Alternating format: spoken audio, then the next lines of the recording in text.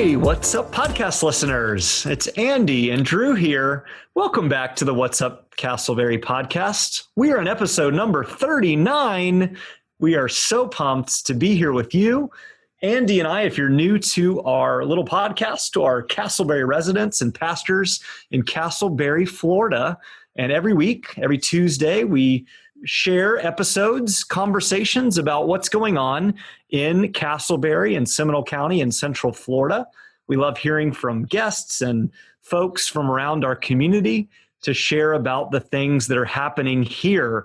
Andy and Robin, how are you? Y'all excited to be here today? Drew, you bet. Of course we're excited. This is one of the highlights of my week, chatting with you guys and chatting with our listeners about our community. I'm especially looking forward to today's episode because we made the decision that we were going to take a break from all the guests that we've had and just chat among ourselves. You know, it's really pretty cool that we have people reaching out to us saying, hey, I'd like to be on our show. And we're so grateful that there are so many community members who are doing some great stuff. But it's also really cool when we can just sit down as a little podcast family and talk about among ourselves, talk about our community and some of the things that are happening. So I'm excited for this episode. It's going to be very different, but I think it'll be pretty cool as well. And Robin, you don't know it yet, but you're going to feature pretty prominently in our podcast today. So how's things in your world? It's wonderful. I'm so excited to be the star of this episode. Well, we didn't say star. We just said feature prominently. Well, I do the editing, so I can easily make myself the star. Ooh, all right. That's good. She does have a lot of the power. Well, Robin, you and I are going to be famous sans Andy next week. That's right. As this podcast comes out on Tuesday, the 27th, Wednesday, October 28th, we're going to be on location, aren't we? Yes, we're going to be at Casselberry Elementary's Trunk or Treat. That's right. Andy is going to be away, but Robin and I are excited to be at the Casselberry Elementary School Trunk or Treat Wednesday, October 28th from 6 until 8 p.m. The Trunk or Treat is drive-through this year, so a little bit different. That means the families, kids will be dressed up and in their vehicles. They'll be driving through the campus and spread out, socially distanced. Will be several cars from businesses and individuals decorated. Robin, I know we have our What's Up Casselberry kind of background sign there. Are we going to have some treats, hopefully, for the kiddos? Well, yes, you can't go to a trunk or treat without treats. The clue is in the name, Drew. That's true. What is your favorite treat or favorite candy for Halloween? Well, mine is anything chocolate. Can't go wrong. Anything sugar. So pretty much everything. I don't discriminate. I'm a Twix guy. If you guys want to buy me some Twix for Halloween, drop them off on my doorstep. I would love you forever. Are you a right Twix or a left Twix? I don't understand that thing. I never have. I don't either, but Twix is very good. Yeah, I'm a Reese's peanut butter cup, but also, yeah, Twix as well. So we will be at the Trunk or Treat. Please come introduce yourself, listeners, to producer Robin, myself, at 6 to 8 on Wednesday, the 28th. It's drive-through. It's safe. It'll be fun. And speaking of, we are coming up to the week of Halloween, October 31st. It's a Saturday this year, so that'll make it more, I think, accessible for folks. Andy, Robin, what's the scuttlebutt around Casselberry and where y'all are at regarding trick-or-treating in the midst of COVID? What are your thoughts? I saw a little meme the other day. Apparently on Halloween, it's also going to be a full moon as well. So there's apparently going to be a lot of funky things going on. We have decided, and of course my kids are a little older now, that we're not going to go door to door. But my daughter has invited a bunch of her friends, and I think my son is bringing some of his friends down, and we're going to project a movie on our garage door. So when kids come by, they can grab some candies. They won't grab the Twixes because they'll be in a secret little compartment that I've created and we'll hide them in. But we'll engage that way from a distance, and we'll have some fun watching a movie on our garage door, which will double as a screen. So that's what we're going to do. It will be interesting to see how people react differently. Part of me really hopes, though, that many people will still get out and get to know their neighbors, because among other things, that night is a great way to say hello to those who live around you. For many folks, that's the only chance they get to engage with their community. And I would hate for us to lose that, along with a lot of the other things we've lost this year. Yeah, it's well said. It's funny you say that about meeting your neighbors. When Becky and I moved into our home there near Dewdrop Park, coming up on 5 years ago, that was actually one of the first events in which we got to meet and see some different folks. We decided we were going to put a table, and we still do this to this day. We carve a pumpkin, and it's fun for her and I. And then we set out some candy as well as some water bottles on a little table. We play some Halloween themed music, and we just kind of hang out outside. And it's been a real joy to meet some folks from our neighborhood. Our neighbors to the immediate right of us have 2 children, and they love to dress up and decorate, and they invite friends over, and community goes trick-or-treating kind of from their house and out and about. So yeah, we definitely encourage our listeners, of course, be safe. And obviously, if you choose not to participate out of an abundance of caution, that's totally understood. From what I'm reading, at least on social media, it seems like kind of the common theme is, if you are participating, turn your lights on, be very visible and obvious about it.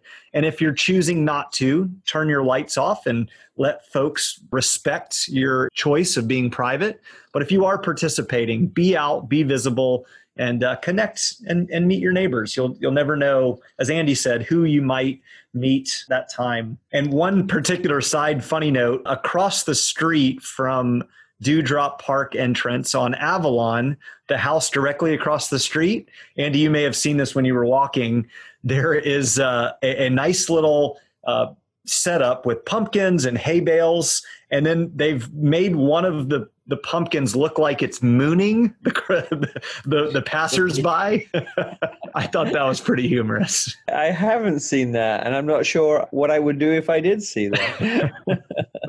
Well, there you go. So that's what we're going to be doing as the What's Up Casselberry podcast family. Robin, your apartment complex there by the Lake Concord, any special highlights for you? Or I don't believe they're having any special event this year. I don't have kids of my own, so I don't really know too much about what's going on.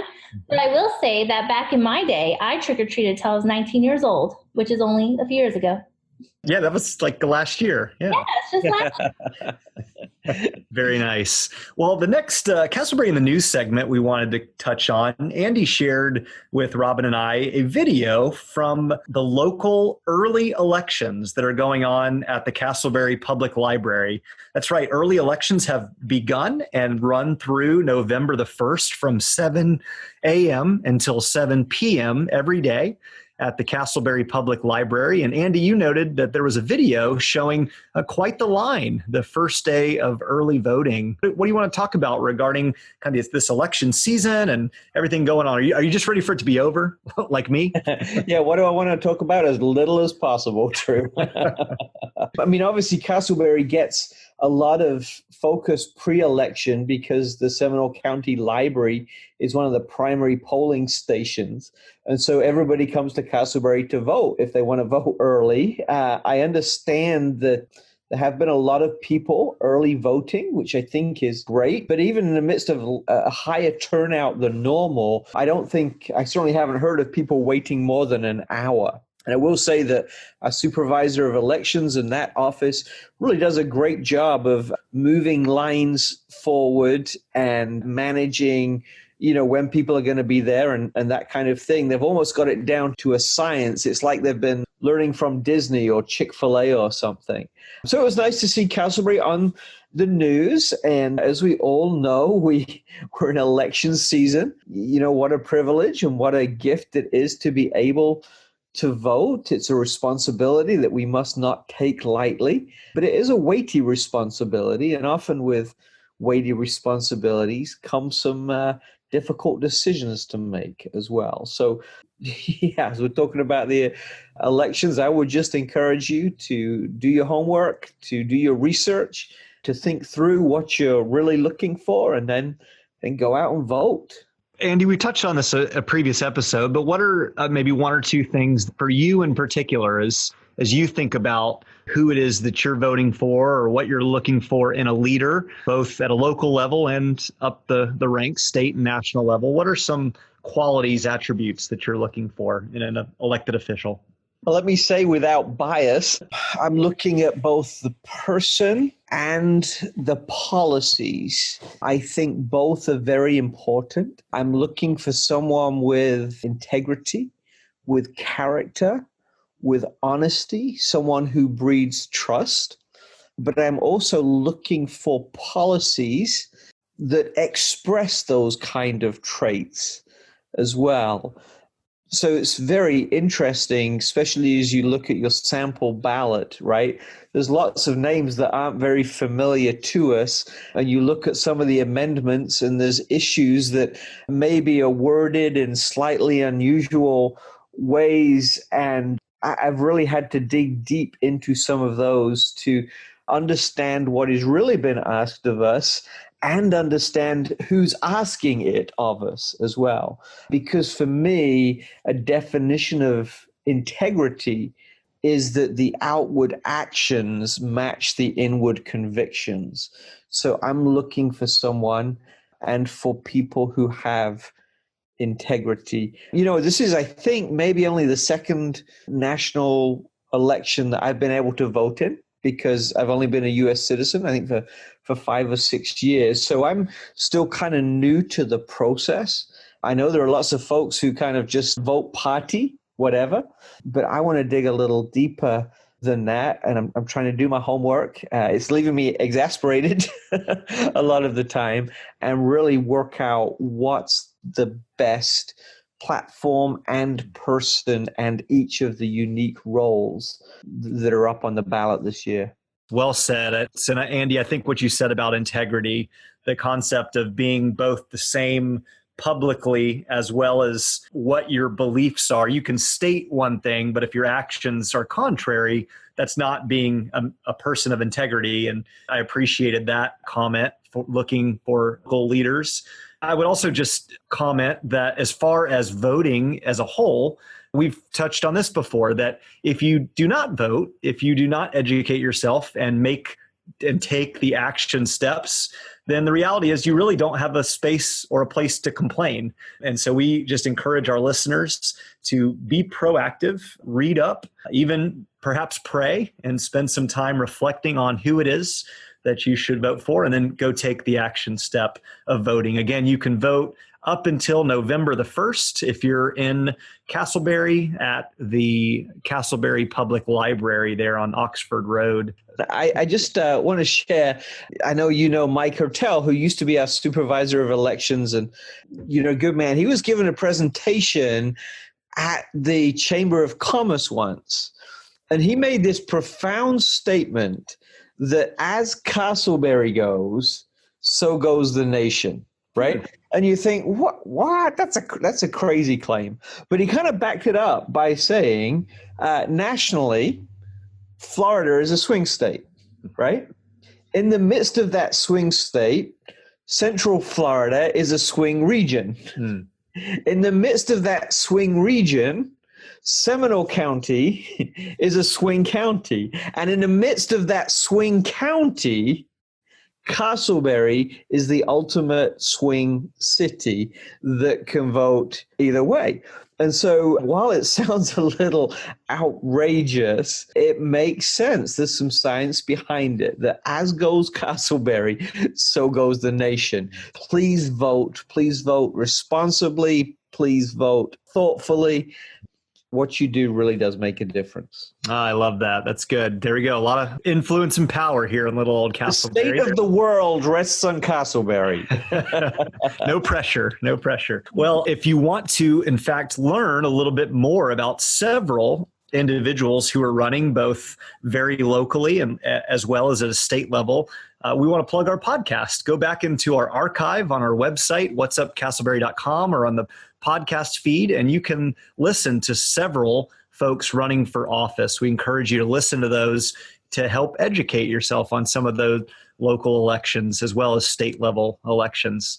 Hey, speaking of the community, we are so excited, Andy and Robin and I, about our Community Member of the Month. We're highlighting those who are serving, who are leading, who are inspiring within our great city of Casselberry. We have a couple of names that we are kind of wrestling between amongst our panel of three, but we want to hear from you. We're going to give you one more opportunity in which to shoot over, message us. Who do you think would be a great Community Member of the Month? And we want to highlight them and recognize the work that they are doing in the city. You might ask, listener, how can I reach out to the panel, the podcast host here? Well, a number of facets. You can go to our Facebook page, our Instagram page, both titled What's Up Casselberry. You can leave a comment in the podcast feed or go to our website, whatsupcasselberry.com, and leave us a comment, a contact, and let us know who you think should be the Community Member of the Month. Andy, this should be a hotly contested each month. I'm excited. Lots of great candidate potentials. Absolutely. Drew, I want you to know that I took your name out of the hat after you submitted your own name. Oh, man. I thought that'd slide in. But you're right. There's so many competent, qualified, giving, sacrificial people who do so much for our community. And I'm really excited to say thank you to some of those who do thankless tasks. So the good news is this isn't something we're doing just once. We're not even doing it every year. We're looking to find someone and celebrate someone every month. And I suspect that we'll be able to do this for years and years and years. Just consider some of the sectors where we have great people in our local schools and some of our teachers, in our local government and some of our officials, in our city and some of those who go above and beyond. We've got many community volunteers and nonprofits and just a ton of folks who contribute to making our city so vibrant. And I look forward to honoring them. And maybe one day we'll let you win. It would seem weird if we let you win right off the bat. Absolutely. There are much greater folks than myself. Before we get to our next news topic, let's take a break and talk about today's sponsor. We are so excited here on the podcast to have sponsors who support what we do, and we love to highlight what they are doing in our community of Casselberry. And we are blessed to have a brand new sponsor starting today. Deborah Morris of Deborah Morris Home Team, Keller Williams Advantage Realty, has been a member and a resident of Casselberry for many, many years. Deborah and her husband, Chuck, are involved in the Casselberry Chamber of Commerce as well as the Carriage Hill community. They are a husband and wife team serving in Casselberry and the surrounding area of Central Florida since 2012. Deborah and Chuck and the Deborah Morris Home Team are about helping sellers and buyers by making their housing dreams a reality. You can reach them at their website, www.deborahmorrishometeam.kw.com. Let me spell it out for you. That's Deborah, DEBORAH, Morris, MORRIS, hometeam.kw.com. Thank you, Deborah Morris Home Team, for being a great sponsor of the podcast.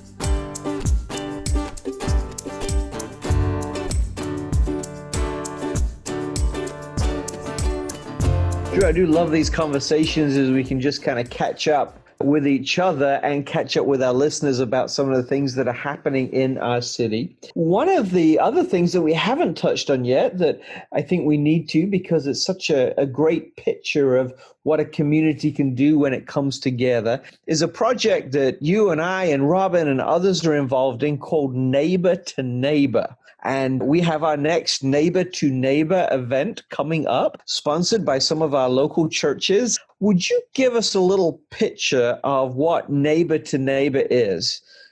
Yeah, absolutely. So Neighbor to Neighbor, really, we kind of stole the name from a local church in the community, Metro Life Church. Stole is a bad word. Maybe we just borrowed the name. But the idea is that when we look around the city, probably every street, maybe listener, the street that you live on, you can think of perhaps there's a home either on your street or another street that has seen better days, that maybe there's, for a variety of reasons, folks have kind of let the home and the property become a little bit more and more in disrepair. And, the reality is that sometimes those are self-inflicted wounds. Other times there's circumstances and events that have happened to an individual or a family that have caused a home and a property to be less than kind of ideal for living in or walking by.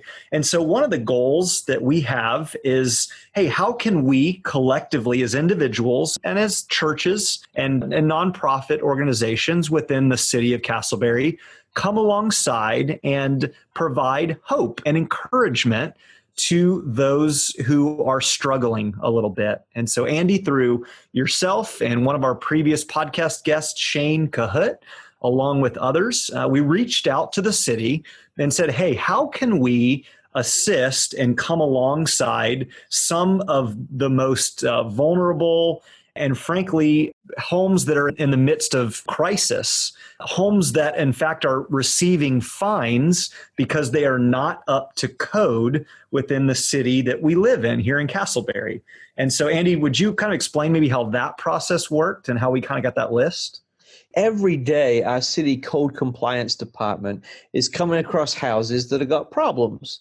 And while I think code compliance officers enjoy what they do, at times it's a very hard job. It's a very difficult job. Yeah, because they need to find people who they know don't have the resources to fix a problem.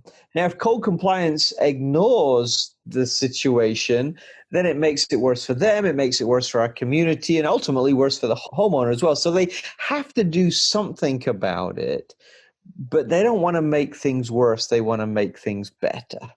And so when we had this conversation, the back-end logistics is that they will give us 20, 30 homes to go and visit that they have perpetual struggles with, and that they see there is some need and vulnerability. Maybe the person has a disability, maybe they're impoverished, maybe they have some health issues, or they're in their senior years. And those homes are a public record too, so they're not sharing anything that's not public. And then given that list, some of our team will go and visit those homes and have a conversation with the homeowner. I was on one the other day with Shane and just say, hey, we're here from the community. We understand you've got some issues with your yard, with your home. We would love to help you with that. And inevitably, they would say, well, how much does it cost? And we said, no. We want to do this for free just because we have some folks who love serving and our city cares about you. And we know that this is probably a bit of a weight on you, and we want to take that weight off. And so having done a little evaluation, we will approve internally that house to receive some care, and then we'll send a team out. And we're hoping, as we do this on November 21st, that we'll have about 200, 250 community members volunteering with us. We'll break them up into work teams. We got to be very careful this year with all the COVID compliance stuff. And we'll send them out to these homes to fix the problems, to bless the citizens, to fix the violations, to reduce the fines. And this really is a win-win for our community. And Drew, I know, as you and Robin do as well, we love to create those multiple wins that make our community stronger. Yeah, absolutely. I remember last year, we're hopeful that this will be kind of maybe a quarterly type of event. Mm-hmm. Obviously, with COVID, there was some changes in the year 2020. But last year, when we hosted this inaugural neighbor-to-neighbor event with the community coming together, there was around 150 folks that met, and we served all over the city. And a couple of highlights was, first, there were a few of the actual city employees that came out and walked around the different properties that we were working on that particular Saturday morning. And just the comments and feedback, we were a great encouragement to them. They were very thankful because, as you said, Andy, that they don't want to give out fines. They don't want to see a particular property in disrepair. And so they were just so excited and thankful that it wasn't the city or the local government having to do the work or allocate the funds needed, but it was the citizens of the community themselves. So that was highlight number one. A second highlight for me was to meet lots of our local citizens that I had not met before, but we were there. We were all wearing matching T-shirts. We came from around the community together and served alongside one another. And I had the joy of meeting some folks and literally doing sweat equity, trimming bushes and mowing grass and picking up garbage right next to folks from our community. And then finally, the particular home that I worked on, a few of the neighbors, after about an hour of serving with the team, and this particular home had quite a bit of need and needed some TLC. About an hour into it, neighbors from around the street began to walk outside to see what was going on. And they started asking questions and conversations developed. And there was just a real sense of excitement and joy, as obviously this one house had its struggles. It was kind of the bane of the neighborhood or of the particular street. And the citizens there were excited. And in fact, one lady began mowing her yard as almost kind of a motivation that, hey, this house is getting worked on. I need to work on my house as well. And so the positive energy that was kind of transmitted out from that city just brought great joy. It really is our community helping our community. You know, we had the city manager come out and do it, and they've been incredibly supportive. Commissioner Hufford came out and got dirty, raking strangers' yards. Chick-fil-A provided a free lunch for all of our 200 volunteers. And it was like, wow, it's amazing what we can do as we come together as a community. Drew, there's a great quote that I love. When I was initially involved in Casselberry Elementary with the food pantry, and we had an old portable classroom that we turned into the food pantry, there was a quote that really drove us as we were pulling the community together back then. And it was from President Truman. And he said, "It's amazing what you can accomplish when you don't care who gets the credit." It's amazing what you can accomplish when you don't care who gets the credit. And in a community where everybody comes together and does their own little bit, there's no one really who kind of comes and gets all the credit. It's us together that's making a difference in the place that we live. And I think there's something powerful and beautiful that is found in that. And honestly, I think we're modeling through that something that needs to happen, not just within our community, within our city, but within our nation and our world right now. No, I love that. That is so good. And you kind of stole my inspirational moment and quote, Andy, but well, I'll allow it. We can get to, but that is very well said. So be thinking of us. We're excited. As Andy said, November 21st, perhaps you'll see us, folks from around the community coming together to serve the community. So Drew, just before we move on, and if folks want more information about this, please reach out to us through our website, whatsupcasselberry.com, on social media and a podcast. Would love to talk more about this with you. Well, Andy, I am super encouraged, and I hope you are as well, listener. We're going to close this episode of just kind of the three of us riffing and having conversations about our city and some news topics with an inspirational moment, a second one, since we had a great quote from President Truman just a few moments ago. This is from author David Brooks, and I think it actually ties in beautifully to some of the subject matter that we've discussed today. This quote from David Brooks says, "Almost every successful person begins with two beliefs. First, the future can be better than the present. And second, I have the power to make it so." Almost every successful person begins with two beliefs. The future can be better than the present, and I have the power to make it so. And so, listener, our hope and encouragement as you hear and listen to our podcast week after week, is that we would, through this medium, inspire you to take a look around, look at your life, your family, your neighborhood, even your own home, but your city as a whole, and recognize what is your role, what function, what power are you given to make an impact for a better future. The future can, and we believe will be better than the present. And I know some of us just need to hear that, right? That the future can and will be better than the present. But you have a role, listener, as do I, as do we all. Let's work to make a better future together. Drew, I love that. Producer Robin always jokes at us that whenever we go into the inspirational moment, that we slip into our preacher voices. And you did that there, and it was great. What wise words delivered in a powerful tone. So thank you for that. Friends, we hope you've enjoyed this rather unusual episode of What's Up, Casselberry, a casual conversation for and about our community. This podcast is produced by Robin Kepke. For more information, please check out our website, Facebook page, Instagram, or podcast feed, all with that name, What's Up, Casselberry. Like, subscribe to the podcast. Please rate and review us. And until next time, have a great week.